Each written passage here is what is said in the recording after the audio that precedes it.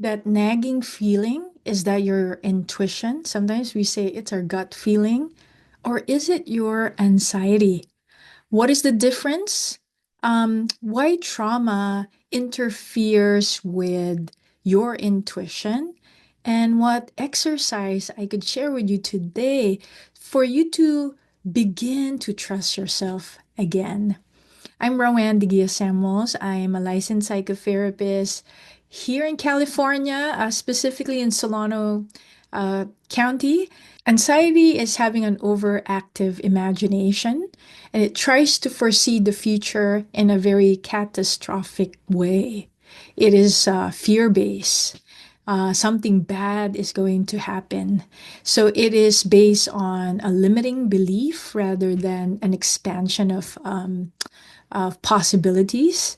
Intuition is almost has a energy of being spiritual because it's your innate ability to sense if something is your truth without having, you don't have to read any journal or scientific evidences, but you just know it's something good for you.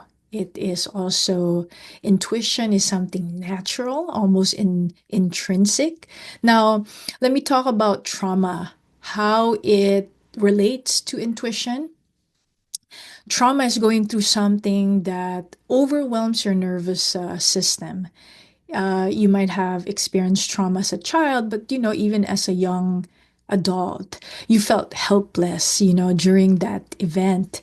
And most of all, it's not just the event, but it left your body, your state of mind, a story that life, something, someone is scary.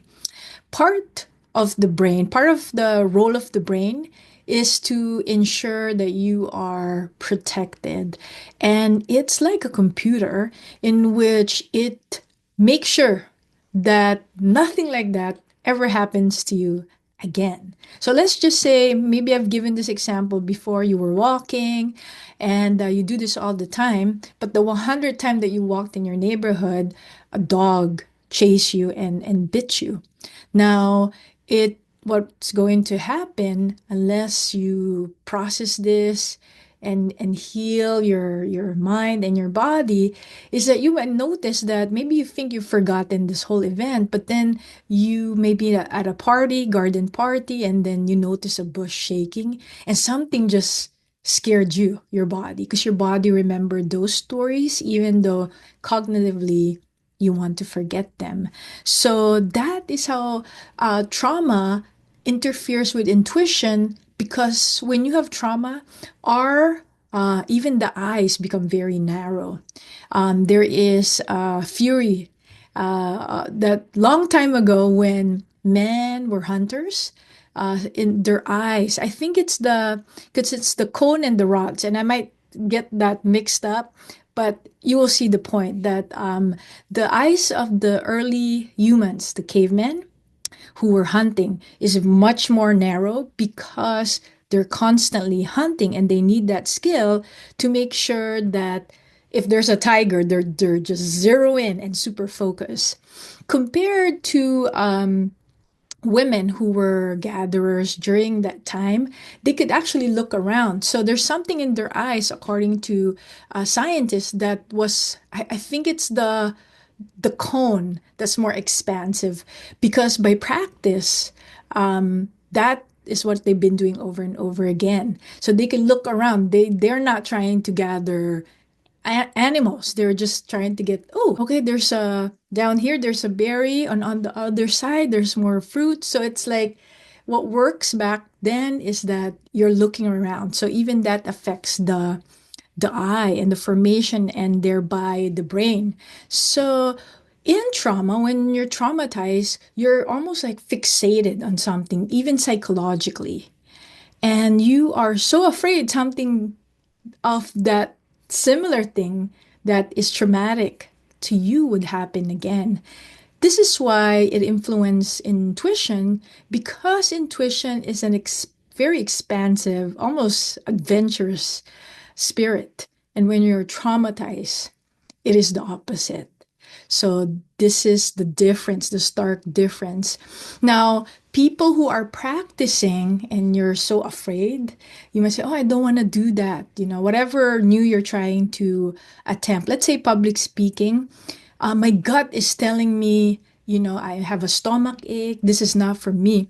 And I always suggest for people who I know have some traumatic experiences is to not trust that kind of gut feeling just yet, to do it what they hope to do, and then the voice after is the one that you could trust better, because trauma interferes with intuition.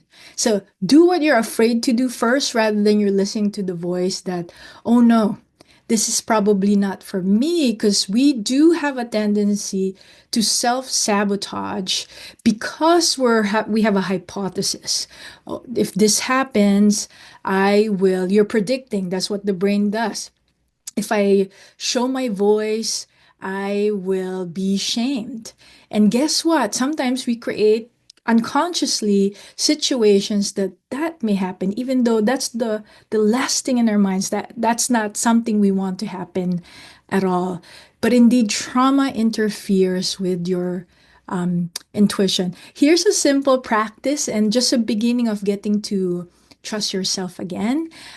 First of all, when you make appointments with yourself, you probably make appointments for, your child's doctor's appointment, or if you have to see your dentist. But when you're making an appointment for yourself to do something, journal, do some art, and you're like, nah, I'm tired, you're missing the opportunity to begin to practice self trust. So, in this exercise, all you need is a journal, any magazines that have pictures, and this is inspired by Soul Collage. So, I'm going to switch my camera. So, I'm here now, and actually, this is my second time taping this video, this part. So all you need again is a couple of magazines are fine, and you to use your intuition, you basically go through the magazine, and if something catches your eye, whether it's in a positive or negative way, go ahead and just rip that piece of paper, and you could cut it with your scissors, or I like to just use my fingers, and enjoy the sound of ripping papers. Most people find it very, very calming. So choose 3 to 4 images. And like I said, this is my second time recording this video. So I did. So I actually found these 3 images. You could choose to make it easy, choose one that's kind of like a background, and maybe 2 to 3 other images. And before you glue it, try to kind of position it first. And there's no right or wrong way, just kind of like using your intuition. It's like, oh, this one feels good, because that's your intuition, and really trusting yourself. In the soul collage general prompt, we say, I am the one. So by just looking at your imagery on your journal, or if you have a card stock, this is what I use. You could begin to say, I am the one.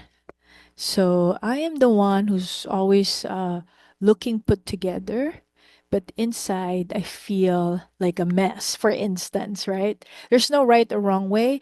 This is not saying this is all of you. This is only a part of yourself that you're getting to know. Um, in the IFS, internal family systems, we say that there are no bad parts.